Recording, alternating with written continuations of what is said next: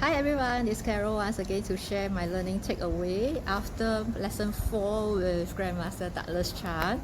After knowing my funding chart, pulling chart, my 5 elements, getting myself acquainted with the heavenly plates, earthly plates, coming to lesson 4, Grandmaster Chan introduced us to the 8 doors that represent human luck. We'll go deep later about all these.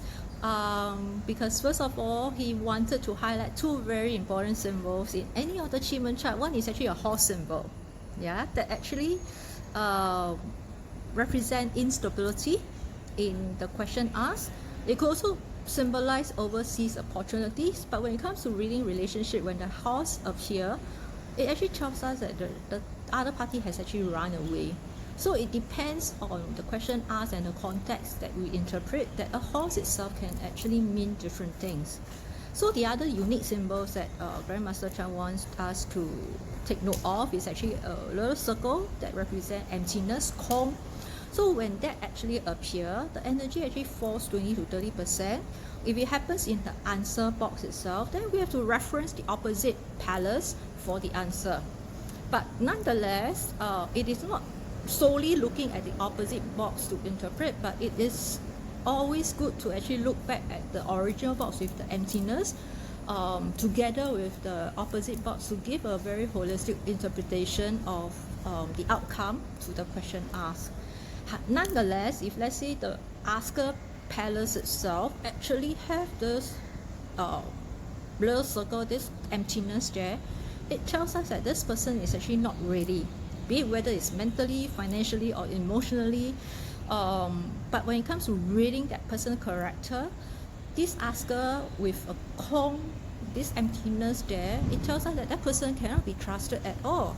So it's very interesting and very powerful that a little chart itself can actually tell us so many things about a person, about an outcome. So coming back to the core focus of lesson 4, Grandmaster Chan actually introduced us to the 8 doors, where the best door is represented by the QiMen open door, when we want to seek new opportunities, new jobs, new kind of wealth that we are trying to seek out. It also represents leaders. It can be leaders in your companies, it can be somebody who is actually helping you along the way also, but somebody of superiority. The second best is actually the life door, the Senmen, when we ever want to ask about business, ask about property, selling of properties, buying properties, and also even about asking about health condition. The third one, if we want to know whether if we have any QiMen to help us, or we are actually looking out for higher positions in any of our companies, then we'll actually look at the third best door, which is the Xiumen, the rest door. It is also good to reference when we want to ask questions related to marriage or business partnerships.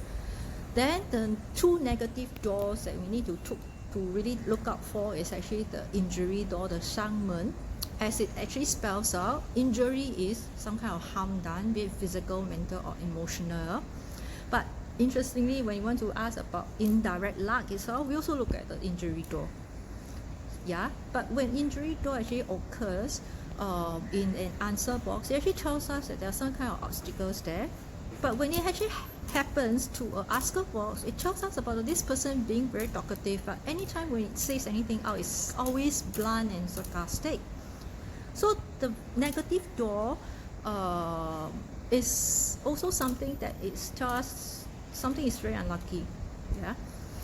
The next one that we want to look out for is the death door, the Simen. So that one is the worst unlucky door, the most negative one that we never want or never hope to see, because it actually talks about stagnated energy, things are not moving, and as it really word it out, it talks about death, and it's something that we really try not to see. But when it actually happens in the asker box and talks about a person character, it tells us that this person is very stubborn and he is always full of themselves, and very hard to talk this person around to change certain things. So out of the 8 doors, there are also neutral doors that we want to look out for. One is actually the obstruct door, the QiMen.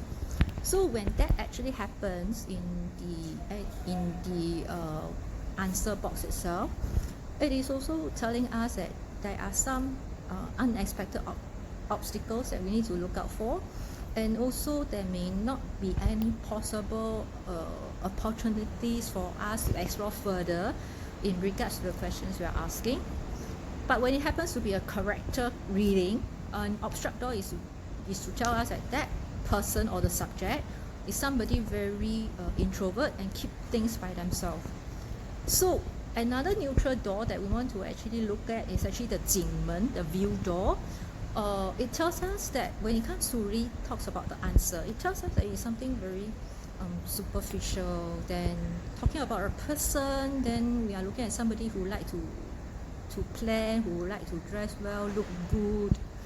Yeah, but interestingly, from the chart itself, if we want to know a person whether he's saying the truth, we also look at the QiMen itself. Interesting, right? From the view door, we'll be able to tell whether if the person is speaking the truth to us.